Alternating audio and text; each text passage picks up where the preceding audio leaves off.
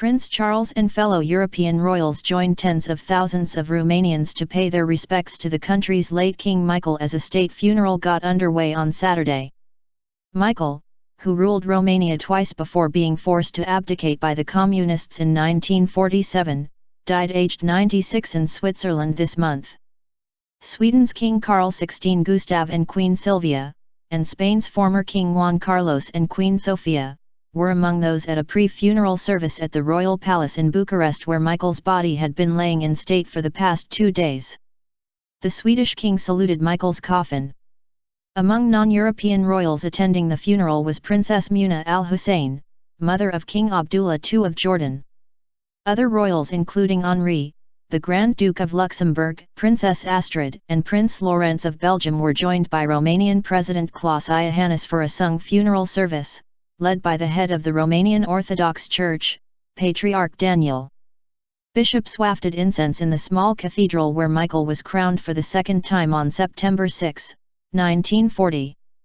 Michael, who was a great-great-grandson of Queen Victoria, first became king aged 5 after his father Carol II eloped with his mistress and abdicated.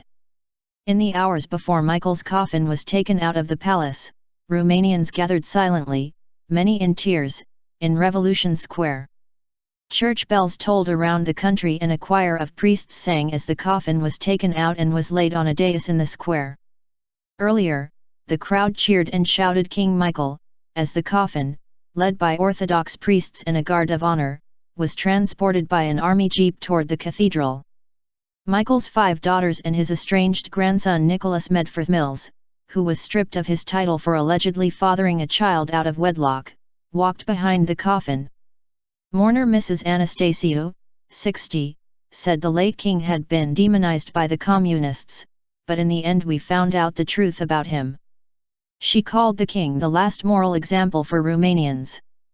His body will then be taken by a royal train to the central Romanian city of Curtea Argeș where he will be buried next to his wife, Anna Bourbon Parm, who died last year.